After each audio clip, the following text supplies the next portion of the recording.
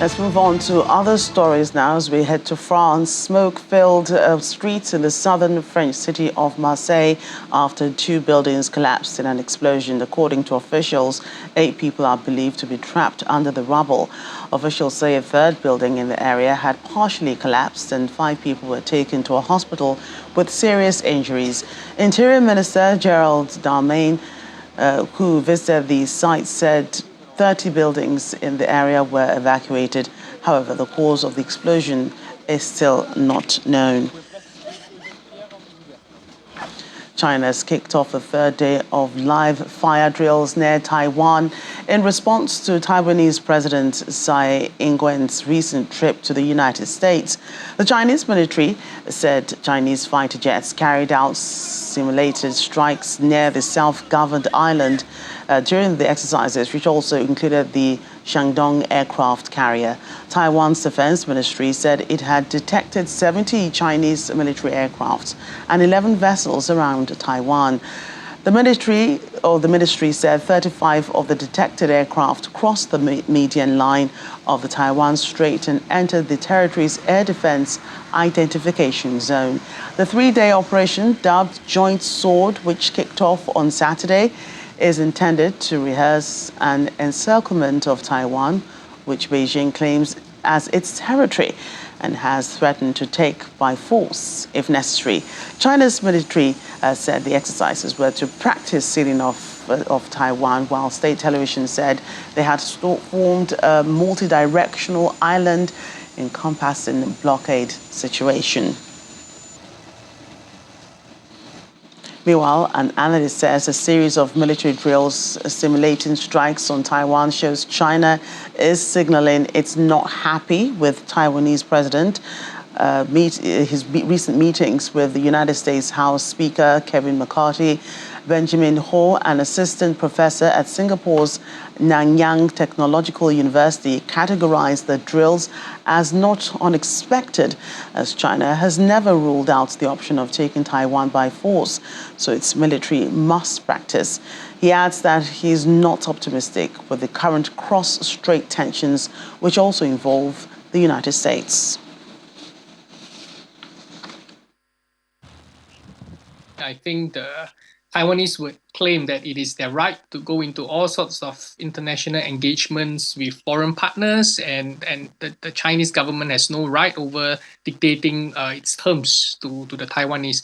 But I think from the Chinese view, such meetings as being are basically in violation of their sovereignty over Taiwan.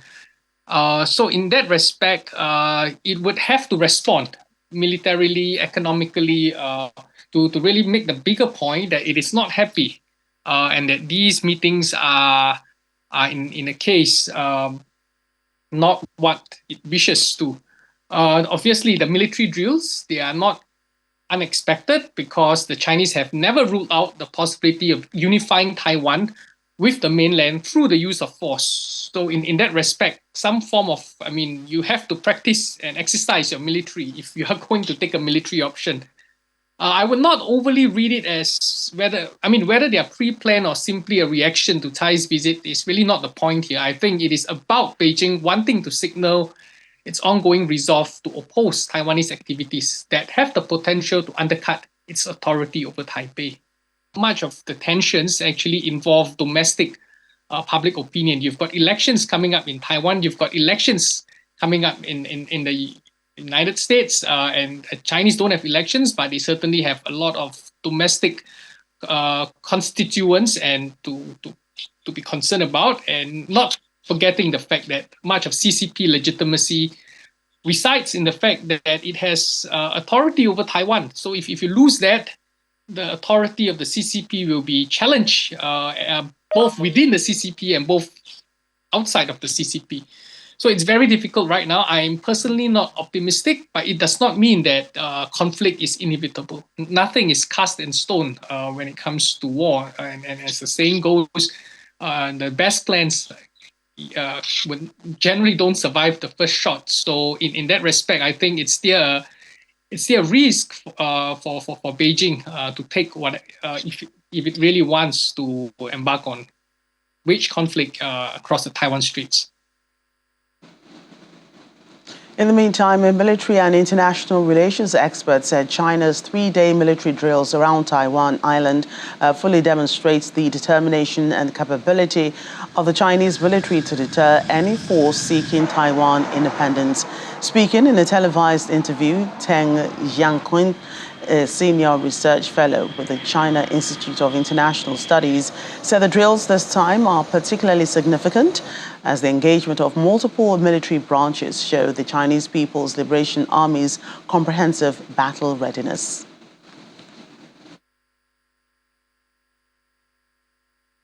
The comprehensive use of the military, including rocket force, air force, army, and navy, just to show the joint operation capability of PRA. Actually, this is a very important part for our country to deter any, separatism from the activities in Taiwan or from the other countries. So I think this will just show the comprehensive capability, that is to say, China's military can do something in safeguarding the integrity and sovereignty of the motherland. This is quite unusual for the PRA Navy to send this task force very close to the naval battleships from Taiwan. The 5 nautical miles is not far from each other, and just to show the capability and the determination of our Navy that can carry out any, model of military engagement with the, targets in these regions. So how is Taiwan reacting to all this? Well, its defense military says the country is on high alert amidst a series of military drills simulating strikes on Taiwan. In a video statement, Taiwanese Defense Ministry spokesperson Sun Lifang condemned the war games as destabilizing and jeopardizing regional security. Taiwan's defense ministry said it had spotted 71 Chinese Air Force aircraft and 9 Navy vessels around Taiwan in the previous 24 hours.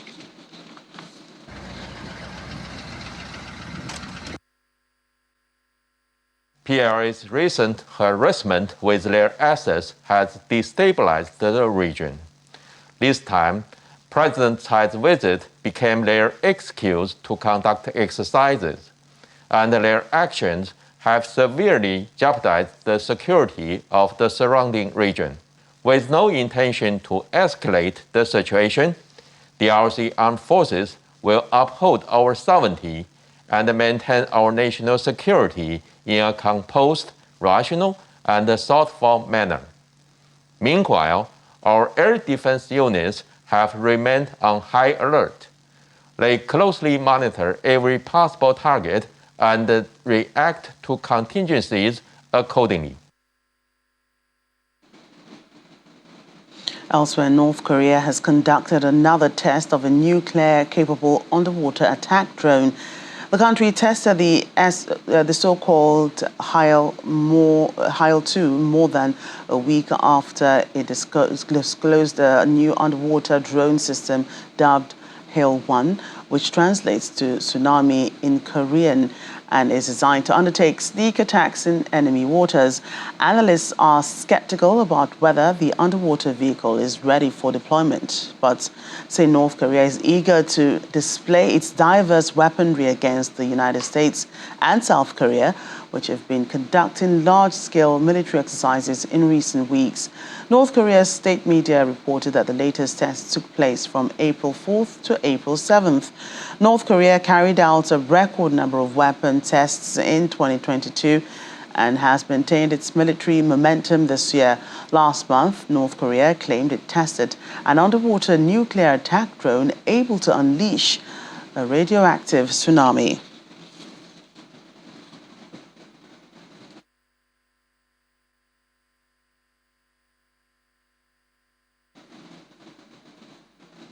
And the United Nations projection says India is projected to become the world's most populous country with over 1.4 billion people sometime in the second half of April, overtaking China. In the process, India's 2011 census had put the country's population at 1.21 billion, meaning the country has added 210 million. According to official data for 2019 to 2021, India has managed to control its population growth with a total national fertility rate falling a touch below the replacement level to 2.0. But within the country, there are wide disparities in the fertility rate, reflecting the mixed successes of decades-old population control programs. Still ahead on the program, we'll join Scuba Easter Bunny for underwater egg hunt. Don't go anywhere. We'll be right back. Welcome back to the program. Saudi Arabia and Yemen's Houthi militia have held direct talks in Yemeni capital Sana'a to revive a ceasefire in the war-torn country following more than 8 years of deadly conflict. The Saudi delegation arrived at the Sana'a International Airport over the weekend after the arrival of the Omani delegation on the same day. Oman has mediated previous rounds of negotiations between the Yemeni government, Saudi Arabia, and the Houthi group. The mediator's role has been crucial in facilitating talks and maintaining good relations with both parties. The Saudi delegation and the Omani officials met with Mahdi al-Mashat, chairman of the Houthis' political council, for discussing arrangements to renew the ceasefire deal that ended in October 2022. The Houthi militia said that both sides expressed their gratitude to Oman for its efforts on the Yemeni issue, but did not disclose any specific content of the talks. The Yemeni government official expressed hope that the talks will lead to a positive outcome. An official ceasefire announcement is expected to be made within the next few days. Meanwhile, a Chinese expert believes that the new talks aimed at finding a potential ceasefire in war-torn Yemen can help rebuild confidence, and a constructive mechanism for peace can be found among the warring parties. The United Nations has described the now 8-year-long Yemen conflict as triggering the world's largest humanitarian crisis. As of the end of 2021, the UN put the war's death toll at 377,000 and recently said over 21.6 million, or two-thirds of Yemen's population, are in need of humanitarian assistance.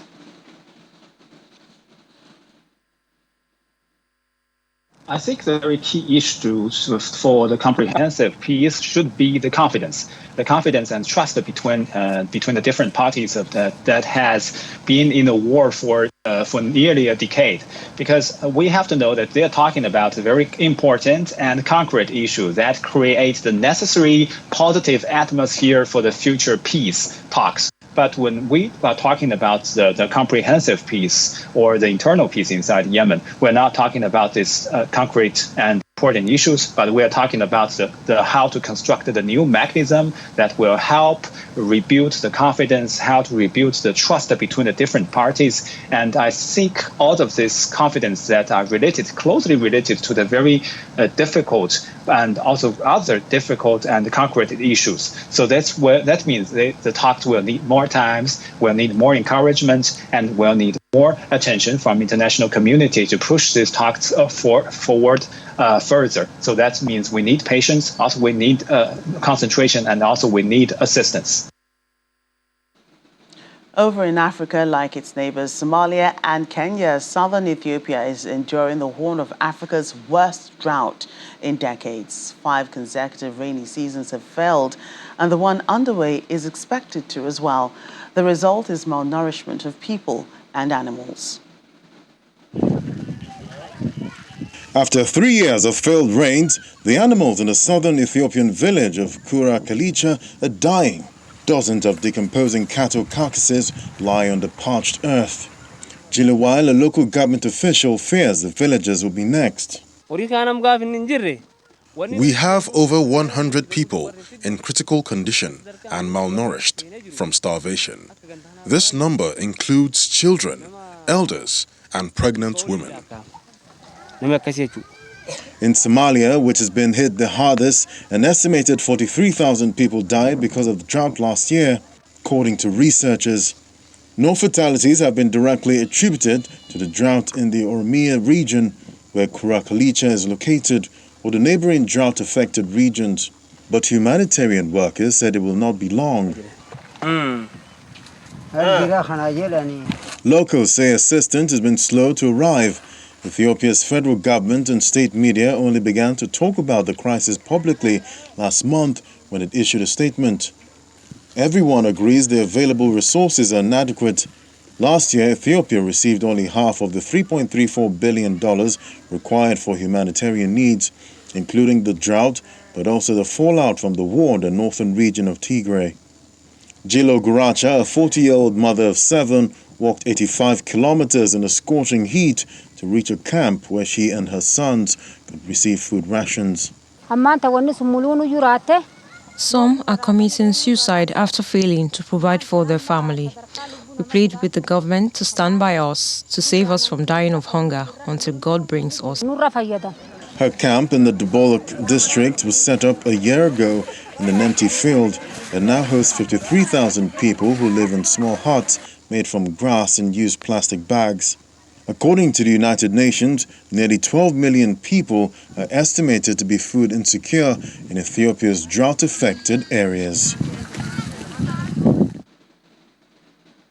Elsewhere, Buckingham Palace has announced that King Charles and his wife Camilla will travel in Britain's oldest and newest royal carriages for the King's coronation next month, in a grand procession that will be shorter than that taken by his mother 70 years ago. Charles will be crowned at London's Westminster Abbey on May the 6th in a ceremony full of resplendent pomp and pageantry, with traditions dating back 1,000 years. The palace has been slowly releasing details of the event, which is set to have a few differences from that of Queen Elizabeth in 1953. The King and his wife will be taken from Buckingham Palace to the Abbey in the Diamond Jubilee State Coach, built to commemorate Elizabeth's 60th year on the throne and first used in 2014. The carriage's interior includes samples of objects taken from historic buildings and palaces, while on top sits a gilded crown carved from oak from HMS Victory, one of the Royal Navy's 18th century flagships.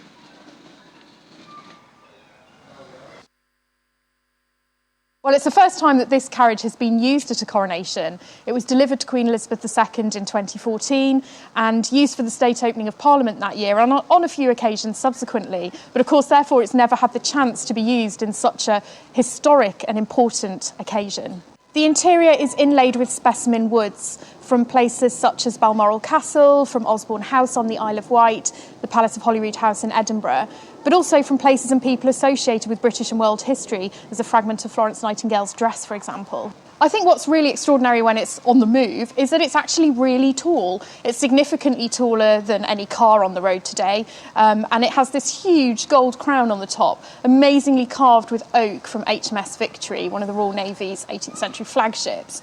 And it's incredibly exciting, this gold coach carrying the sovereign, beautifully lit inside, so that they can be seen by the crowds on Coronation Day.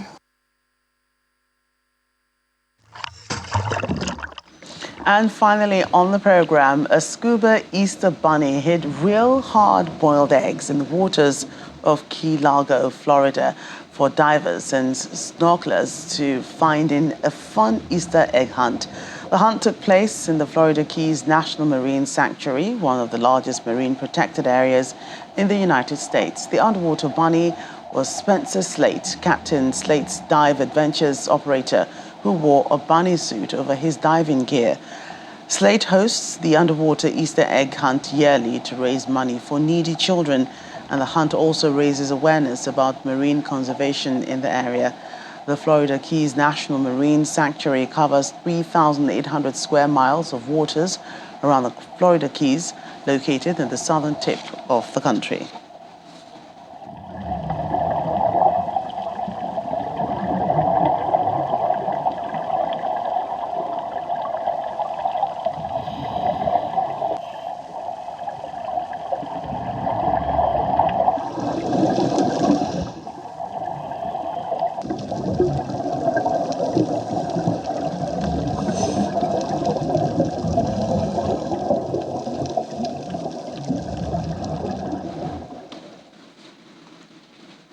That's our package today. Thank you for watching. I'm Joke Rogers. See you next time.